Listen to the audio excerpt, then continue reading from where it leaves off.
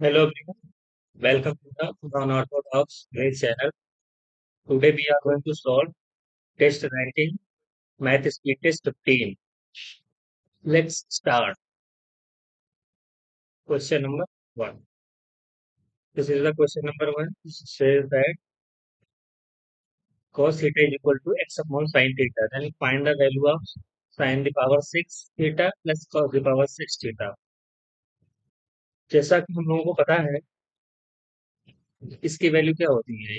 ये इसका मतलब है 1 minus 3 x² C square cos square. S square मतलब साइन और सी मतलब कॉस स्क्वायर। यहाँ से एक्स की वैल्यू क्या आ गई? कॉस थीटा आ गई और साइन थीटा आ गई। तो रख देंगे 1 - 3 x² आ जाएगी। तो एक्स स्क्वायर करेंगे तो फिर इसका स्क्वायर करेंगे तो ये भी इसका स्क्वायर हो जाएगा। तो फिर ये वाला ऑप्शन है, पहला ऑप्शन सही है। यहाँ से एक चीज और सीख लेते हैं। वो चीज ये है कि जैसे कि इसकी वैल्यू होती है 1 - 3 sine square theta cos square theta. वैसे साइन की पावर 4 प्लस कॉस की पावर 4 थीटा की वैल्यू होती है 1 - 2 sine square theta cos square theta. तो ये वाला भी रिजल्ट याद रखेंगे तो ज्यादा अच्छा होगा। मूव करते हैं नेक्स्ट क्वेश्चन की ओर। नेक्स्ट क्वेश्चन दिया हुआ m की पावर 7/5 प्लस 5 अपॉन m की पावर 7 इज इक्वल टू 1। हमको ये बताना है। तो ये एक रिजल्ट होता है एक्स सॉरी रिजल्ट होता है कि अगर x+1/x इज इक्वल टू 1 है तो x की क्यूब हो जाता है -1। और अगर x+1/x -1 है तो x की क्यूब हो जाता है 1। तो वही यहाँ पे लगाएंगे। ये देखो x+1/x का फॉर्म है ना। तो यहाँ से क्या आ जाएगा? m⁵ की होल क्यूब आ जाएगी -1 के बराबर। तो यहाँ से m⁻21 इज इक्वल टू आ जाएगा 5 की क्यूब करेंगे तो 125। तो m⁻21 की वैल्यू -125 है ना। तो यहाँ पे -125 जब रखेंगे तो +126 है। तो यहाँ पे एक आ जाएगा जो दूसरा ऑप्शन सही होगा। Let's move for another question. Next question.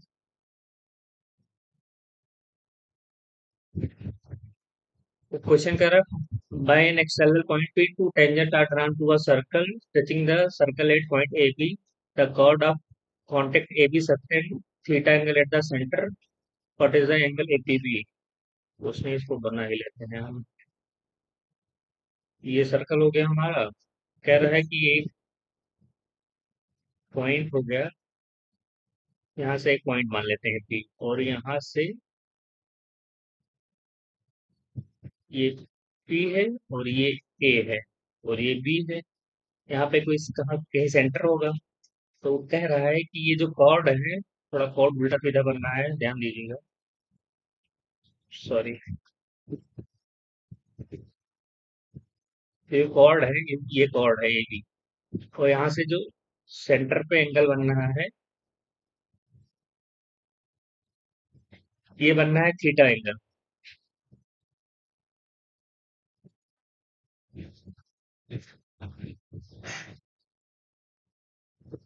Sorry,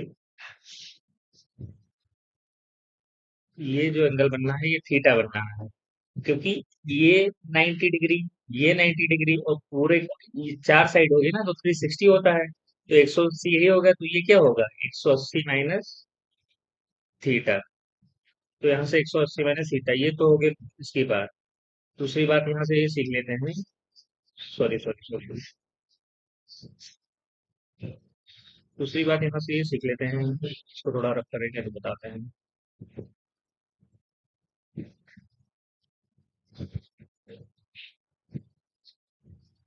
अगर ये एंगल थीटा है तो फिर एक एक ये कॉर्ड और एक ये कॉर्ड, ये मतलब ये यहाँ ये वाला जो एंगल होगा ये 90 - θ/2 होगा। और जो ये वाला एंगल होगा ये 90 + थीटा/2 होगा, इसको भी याद रखेंगे तो ज्यादा अच्छा होगा। नेक्स्ट क्वेश्चन ये करते हैं।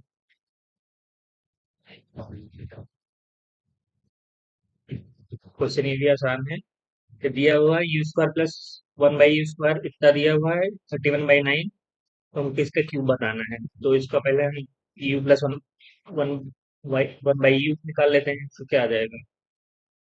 u² +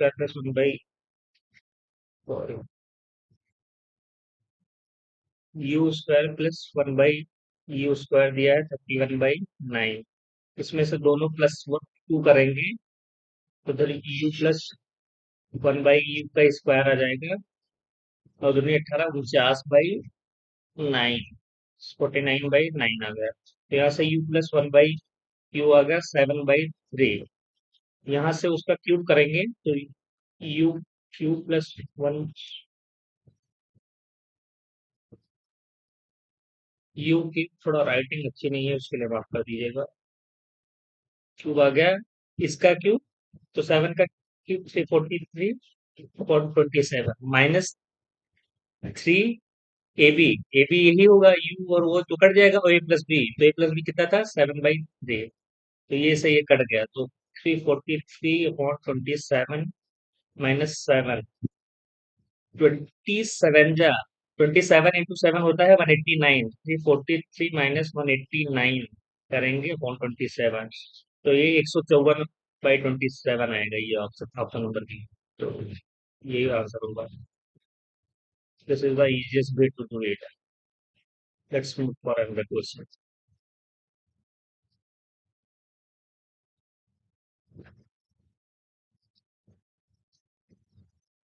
दिया हुआ है a+b 90 डिग्री है, तो अगर a 5/13 है तो b क्या होगा? आ, ये थोड़ा क्या है कि इसमें अगर ध्यान नहीं देंगे तो हम निकालेंगे क्या? कॉस, हमें हमें लगेगा कि साइन ए दिया है, ये तो कॉस ये निकालना रहेगा, कॉस ये को हम निकाल देंगे 12/13, जो कि गलत हो जाएगा। कैसे गलत हो जाएगा? जैसे अगर ये बात है तो हम ट्रिपलेट समझते हैं, 5, 12 और 13 समझते हैं कि परपेंडिकुलर अपॉन हाइपोटेन्यूज है, तो ये बेस हो जाएगा, पर ये गलत हो जाएगा क्योंकि यहाँ पे कॉस ए दिया हुआ है, पूछा है कॉस बी के बारे में। समझे बात को? तो अगर ये ए है, ये बी है और ये सी है जो कि 90 है, इन दोनों का सब 90 है, तो साइन ए दिया है ये 5 और ये 12, 13 मतलब, और ये 12, और कॉस बी तुमको पूछा है, तो कॉस बी ये है ना, तो ये आ गया 5/13, तो ये सही आंसर होगा, ऑप्शन नंबर 1। क्योंकि हम वो बाई डिफॉल्ट दिमाग में आता है साइन ये दिया है तो कॉस ए पूछा होगा, क्योंकि पूछा था कॉस बी, तो इस बात का ध्यान देंगे तो पहला ऑप्शन रहेगा। नेक्स्ट क्वेश्चन की ओर चलते हैं। ये अच्छा क्वेश्चन है, क्योंकि हम बाई टेंडेंसी हम लोगों का ये रहता है कि हम लोग जो ऑप्शन दिया रहता है, जो क्वेश्चन में डिटेल दिया रहता है, उस पर ध्यान नहीं देते हैं। ये दिया है x y, z, ये ग्रेटर है जीरो से, जीरो से बड़े हैं ये जीरो से बड़े हैं,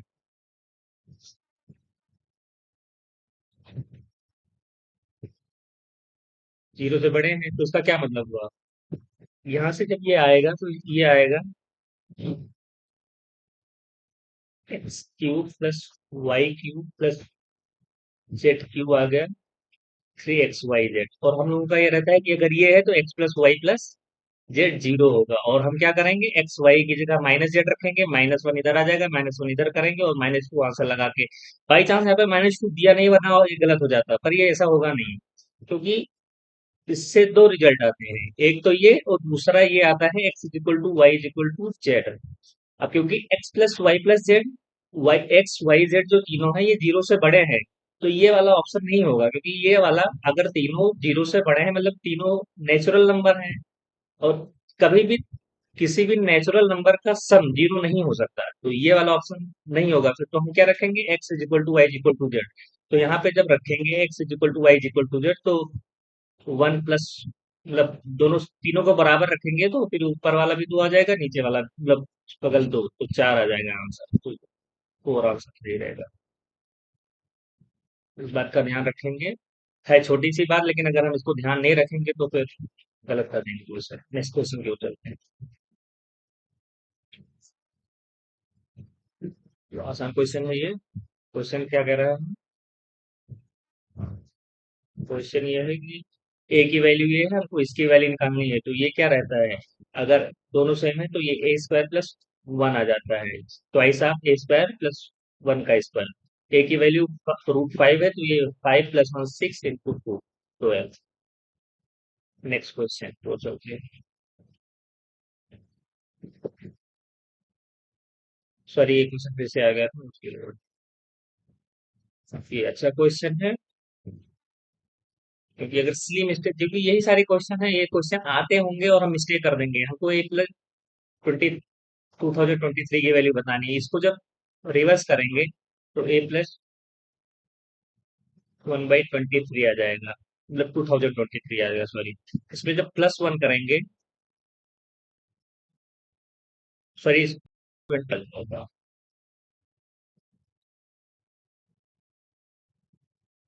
सॉरी, फिर से इसको मिटा के दूसरी जगह। तो कह रहे थे ये इसको जब रिवर्स करेंगे तो ये ए प्लस 2022 की वैल्यू आ जाएगी 1/1022। इसमें जब प्लस वन इधर करेंगे इस साइड और प्लस वन इस साइड करेंगे, तो ये आ जाएगा 2023 अपॉन 2022। पर क्या है, इसका बाद में रिवर्स ले लिया, तो जब इसका रिवर्स लेंगे तो इसका भी रिवर्स हो जाएगा, तो आंसर आ जाएगा 2022 अपॉन 2023। तो 2022 अपॉन 23 ये ऑप्शन आ जाएगा। गलत नहीं किए हैं। और उसका रिवर्स ले लेना है हमको, तो फिर हो जाएगा ठीक है 2022। अगर कोई कहीं गलती में लगे तो कमेंट में बता दीजिएगा, इम्प्रूव करने की कोशिश करेंगे। भी जल्दी है। हाँ, अभी क्या है, तो राइटिंग थोड़ा अजीब लग सकती है, क्योंकि अभी मेरा मेरा हाथ सेट नहीं हुआ पेन टाइप पे। ये चीजें आगे धीरे धीरे आगे चीजें इम्प्रूव होंगी। चीजें चीजें कह रहे हैं। कोई नहीं।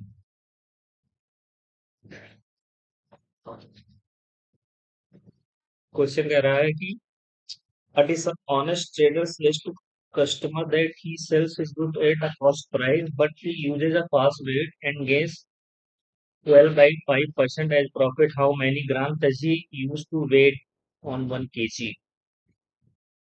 तो क्या है कि 12.5% का प्रॉफिट होता है, यानी 8 पे 9 का प्रॉफिट होता है, तो देता कितना है वो? 8 पे 9 का प्रॉफिट होता है, 12.5%, तो 9 की वैल्यू है 1,000। तो 8 की डालनी है, तो 8,000 अपॉन 9 आ जाएगा। तो ये आ जाएगा इसकी। ऐसे भी कर सकते हैं, 12.5% की वैल्यू होती है 1/8। नेक्स्ट क्वेश्चन की ओर चलते हैं।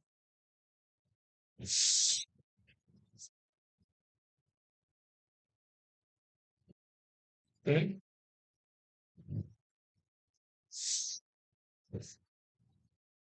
सिर्फ अच्छा है। अब क्योंकि हमें निकालना है tan टू अल्फा, और आपको पता है नहीं tan टू अल्फा कैसे निकालेंगे। tan टू अल्फा को ही लिख सकते हैं ना। सॉरी,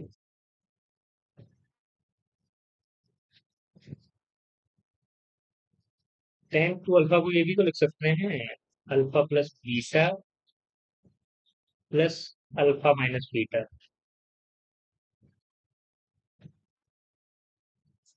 अब यहाँ पे इन दोनों को जोड़ेंगे तो यही तो लिखा है, तो tan का फॉर्मूला लगा देंगे यहाँ पे। tan का फॉर्मूला लगाएंगे, इसको x मान लेते हैं, इसको y मान लेते हैं। तो समझने के लिए ये y मान लिया हमने, और इसको x मान लिया। तो tan x plus tan y, तो tan आप ही करते हैं क्या होगा, tan a। तो tan x की वैल्यू क्या होगी यहाँ पे, cos 4/5 दिया है, बेस अपॉन हाइपोटेन्यूज। तो परपेंडिकुलर क्या होगा, 3 है ना, 3 4 5 इसका ट्रिपलेट होता है, 3 4 5। तो tan x की वैल्यू होगी 3/4 प्लस tan y की वैल्यू क्या होगी, यहाँ पे 5/12 दिया है, और ये हाइपोटेन्यूस हो गया, ये परपेंडिकुलर हो गया, बेस की वैल्यू आ जाएगी 12। तो 5/12 आ जाएगा यहाँ पे। tan y की वैल्यू क्या आ जाएगी, साइन अपॉन कॉस होता है ना। यहाँ पे ट्रायंगल बना लो। अगर ये x है, तो यहाँ पे ये 4 हो गया, ये 5 हो गया, और ये 3 हो गया। और इस वाले ट्रायंगल पे जब बनाएंगे, ये वाला ट्रायंगल जब होएगा, अगर इसको y मानते हैं, तो ये 5 रहेगा, ये 13 रहेगा, और ये 12 रहेगा। तो अब 10x की वैल्यू क्या है? 3/4। और 10y की वैल्यू क्या? 5/12। और 1 माइनस 10x 10y, 3/4 इंटू 5/12। तो जब ऊपर उसको मल्टीप्लाई करेंगे तो ऊपर आ जाएगा 4, को इसको इसको भी 12 बना लेते हैं, तो 3 करके 12 बना लेते हैं। 3 3 जा 9 बाई 14/12। और 12 से 48 में से 15 जाएगा, 33 आ जाएगा। 33/48। ये 4 टाइम्स जाएगा और उधर जाएगा, तो ये आ जाएगा 56/33। ये इसका आंसर आ जाएगा, ये वाला ऑप्शन। ये 56/33 सही तो सर। अच्छा क्वेश्चन था। ये समझ पाना कि tan टू अल्फा का मतलब यही है, alpha plus beta plus alpha minus beta. Next question की ओर चलते हैं। नेक्स्ट क्वेश्चन आसान क्वेश्चन है। ये दिया हुआ है 3/4 ratio 4/3 proportion to 45y plus 45y ratio A. इसका क्या मतलब है? ये है 6 3 जा 9, जब इसको रेशियो टू इधर मल्टीप्लाई करेंगे 16 प्रोपोर्शन 45 बाई, मतलब यही है कि ये दोनों आपस में इक्वल होते हैं। अगर इसका रेशियो यही है तो इसका भी रेशियो यही होगा, 9/16। तो अगर 9 की वैल्यू 45 वाई है, तो 16 की वैल्यू कितना? 9 × 5 = 45, तो 16 × 5 = 80 वाई। यही होगा, 16 × 5 = 80 वाई। आता है बोलते हैं। नेक्स्ट क्वेश्चन की ओर चलते हैं।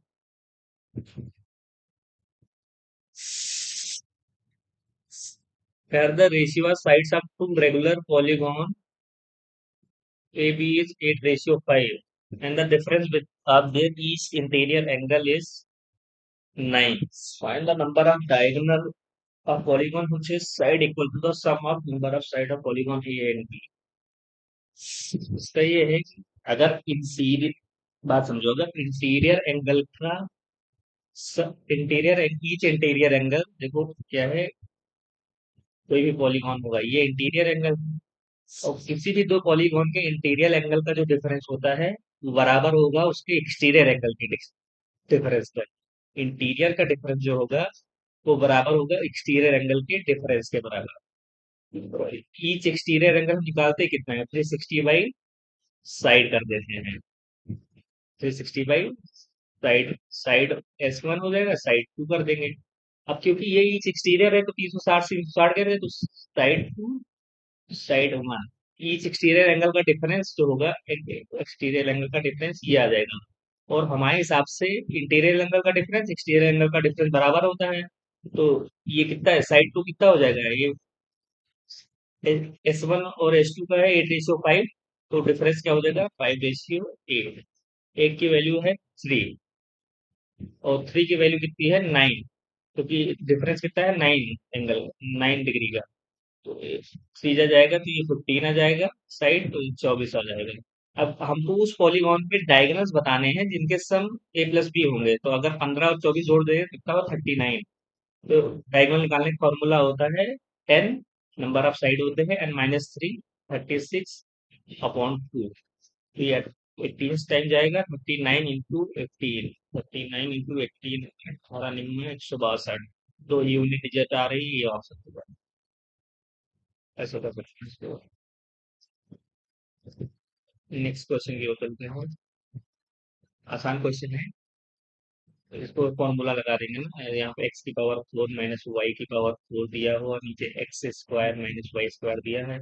तो जब इसको करेंगे तो x square plus y square आ जाएगा, और x square minus y square, x square minus y square, ये कट जाएगा तो x square plus y square यही आएगा। तो इसका ऊपर का 0.7 का स्क्वायर प्लस 0.3 का स्क्वायर, तो ये आ जाएगा 0.49 प्लस इसका आएगा 0.9, 0.09, तो ये 58 आ जाएगा। 0.58 आ जाएगा, 58 नहीं बोलेंगे।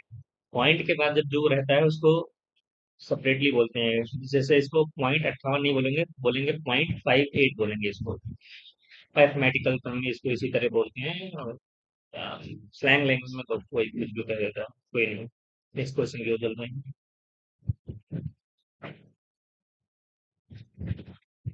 अच्छा क्वेश्चन है। कह रहा है container as a mixture of water and milk containing 60% milk. A part of this mixture is removed and replaced with another mixture containing 50% milk. After replacement, the percentage of milk in container become 52%. The part of mixture that was replaced. आसान question है, कुछ ज्यादा है नहीं question में। पहले कितना था? 60% था। उसको जब रिप्लेस किया गया 50% वाले मिल्क से रिप्लेस किया गया, और फाइनल में आके 52% मिल्क बचा। बस 52 में से 50 गया, 2 इधर आ गया, और इधर 60 में से 52 गया, 8 आ गया। 1:4। ये वाला रिप्लेस किया गया था, और ये पहले था उसमें से रिप्लेस किया गया था इसको। तो रिप्लेस पार्ट कितना है? 4, और टोटल कितना है? 5 है। तो यही फ्रैक्शन रिप्लेस किया गया था। नेक्स्ट क्वेश्चन की ओर चलेंगे हम। आसान क्वेश्चन है। इसको हम पहले रेशनलाइज कर देंगे। 1/√10 है ना, -√13 है। तो जब दोनों तरफ √10 प्लस √3 है, सॉरी √3 है ये। √10 प्लस √3, √10 प्लस √3, मतलब समझ आइए ये √3 है। तो जब ये करेंगे तो ऊपर आ जाएगा √10 प्लस √3/7। और यहाँ पे भी दिया है √10 प्लस √3। इसको जोड़ना है। तो 7 1 8, मतलब ये दोनों ऐड हो जाएंगे ना, तो ये 8/7 आ जाएगा। √10 प्लस √3। ये भी एक है, ये भी एक है। एक तरीके एक्स एक्स मानोगे ना, तो 7x+x 8x हो जाएगा। तो कौन सा ये ऑप्शन? ये एक ही में 8 है ना, तो ये ऑप्शन सही हो जाएगा। नेक्स्ट क्वेश्चन की ओर चलते हैं।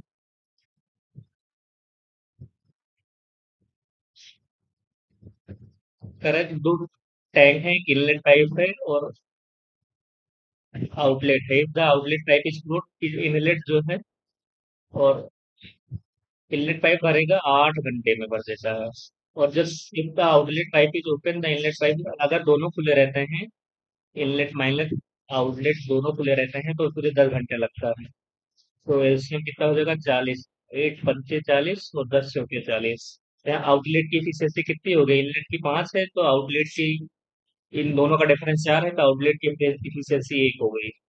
तो हमको बताया है टैंक को हाफ फुल कब करें।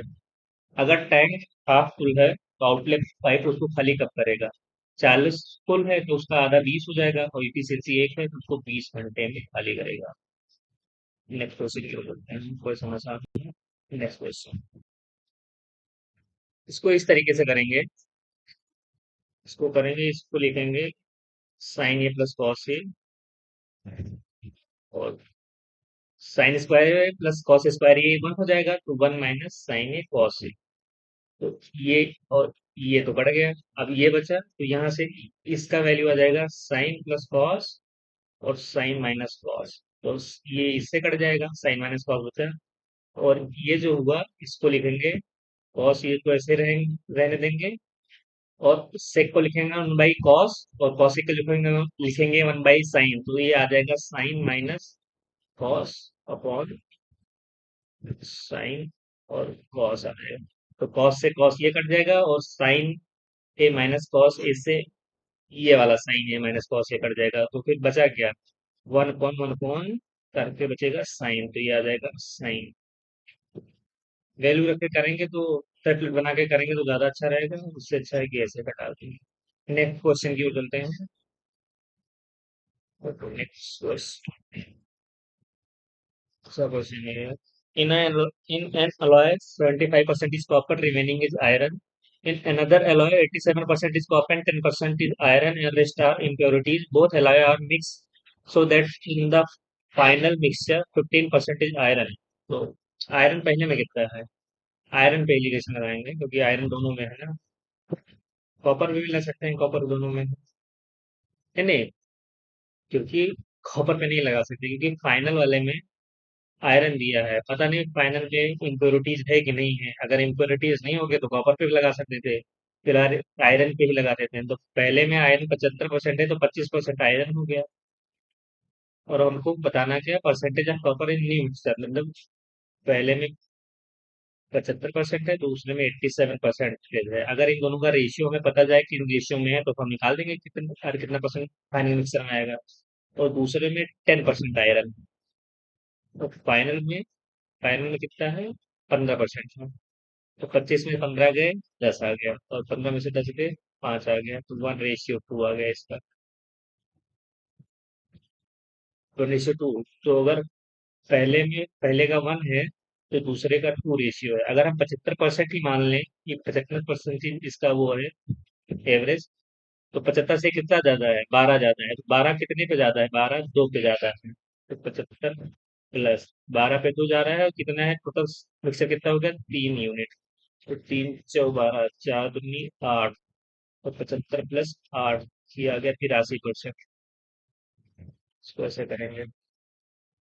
नेक्स्ट क्वेश्चन भी उठते हैं।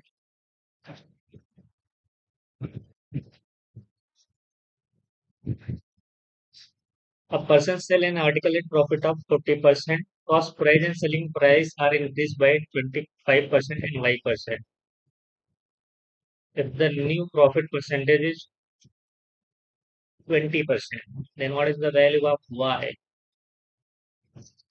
इसको ऐसे करते हैं कि अगर पहला क्या है, प्रॉफिट 40% का मतलब है, कोई चीज अगर 40% का मतलब है 2/5। तो अगर 5 का सामान 7 में दिया है तो इसको आप लोग की दूसरे बार में क्या कह रहा है कि कॉस्ट प्राइस को 25% से बढ़ा गया है। 25% का 1/4, तो इसको 4 से मल्टीप्लाई कर लेंगे दोनों का। तो तो हो जाएगा 20 का सामान 28 में। तो कह रहा है कॉस्ट प्राइस को 25% से बढ़ाएंगे, मतलब 1/4, 4 से 5 कर देंगे। 4 की वैल्यू 20 है तो 5 की आ जाएगी 25। और फिर लास्ट में कह रहा है इसको वाई से बढ़ाएंगे, Y% से बढ़ाएंगे। अब Y% तो हमें पता नहीं है, लेकिन क्या कह रहा है जो फाइनल जो प्रॉफिट होगा वो 20% का होगा। यानी अगर ये 1/5 होगा, 5 से 6 हो जाएगा। 5 की वैल्यू 25 है तो 6 की वैल्यू कितनी है, 30। तो जो Y% का वैल्यू है वो 30 - 28/28, Y% 100 लग कर देंगे। तो 2/28 इंटू 100, तो 1/14 आ गया ना। तो ये आ जाएगा, ये वैल्यू आ जाएगा 17.5। नेक्स्ट क्वेश्चन की ओर चलते हैं।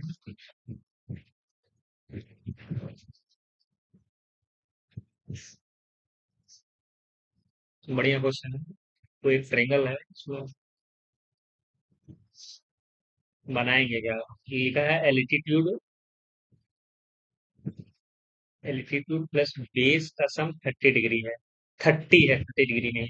मैक्सिमम पॉसिबल एरिया, एरिया क्या होता है, हाफ बेस इंटू हाइट, मतलब एल्टीट्यूड।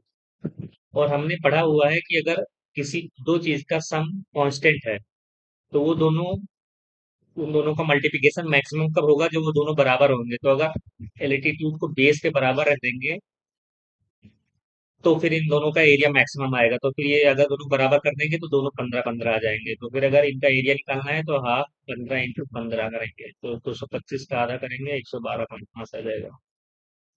ये वन ऑफ द इजिएस्ट है इसको करने का। नेक्स्ट क्वेश्चन भी होता है। इसको जैसा कहा है वैसे, the difference between the average of 1 + m, इसका कर देंगे 1 + m -m - 1 प्लस इसका एवरेज करेंगे। ये है 17। तो हमको बताना क्या है, 1 - n बताना है। तो 1 + m आ जाएगा, इधर -m और -n जाता जाएगा 34, ये 17 है। तो m से n कट गए, 1 - n की वैल्यू आ गई 34। और ये हमको बताना था डिफरेंस ऑफ 1 - n। 34 आ जाएगा, 34 ये। और 7 क्वेश्चन है। नेक्स्ट क्वेश्चन ये चलते हैं। The least common multiple LCM of two number A and B is 60 and their greatest common multiple SCF is 15. Both the number are in direct proportion, then find the mean ratio. Direct proportion का मतलब क्या होता है कि अगर ये one, sorry, अगर ये वन है, वन वन रेशियो टू है तो ये फिर फोर होगा। यहाँ से भी 1/2, यहाँ से 1/2, तो ये होता है। तो अगर दो नंबर हैं तो हम निकाल लेते हैं दो नंबर का। अगर क्या है कि एचसीएफ और एलसीएम दिया है तो उन दोनों नंबर का मल्टीप्लिकेशन क्या आ जाएगा, एचसीएफ गुणे एलसीएम आ जाएगा, 15 × 60 आ जाएगा। तो कितना आ गया, 900 आ गया। और ये कह रहा था कि अगर इन दोनों का मीन निकालना है, मीन, अगर दोनों डायरेक्ट प्रोपोर्शन में है तो दोनों मीन रेशियो निकालना है। तो अगर ए अपॉन एक्स है तो ये होगा एक्स अपॉन बी, तो यहाँ से एक्स स्क्वायर ए बी आ जाएगा ना, तो जो मीन रेशियो आएगा हमको ए बी आएगा। ए बी का मल्टीप्लिकेशन है 900, तो एक्स की वैल्यू आ जाएगी 30। ये इसका आंसर। इजी क्वेश्चन था, पर अगर दिमाग में आया है तो कर नहीं जाएंगे, नहीं आया तो ये लगा पाना डायरेक्ट प्रोपोर्शन क्या होता है क्या नहीं होता, थोड़ा था मल्टीप्लिकेशन को, कोई बात नहीं। नेक्स्ट क्वेश्चन ये बोलते हैं।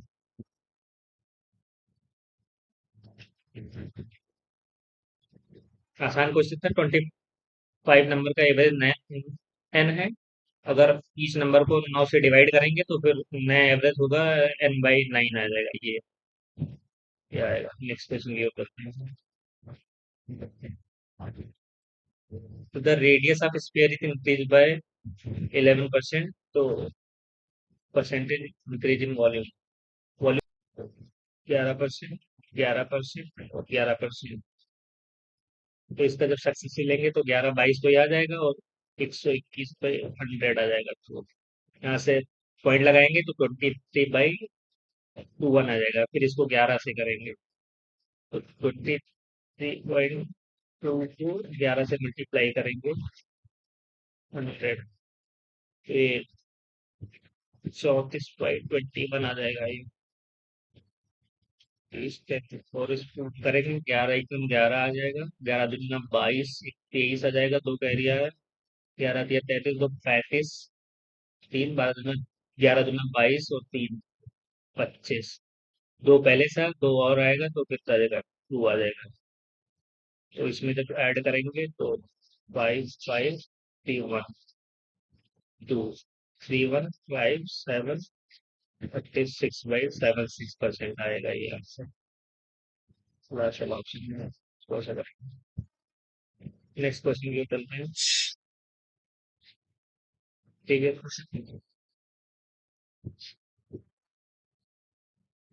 Next question. ये क्वेश्चन कह रहा है अगर कुछ नंबर का एवरेज पी है और 27 is the smallest number among these number, what is following statement will be correct or not?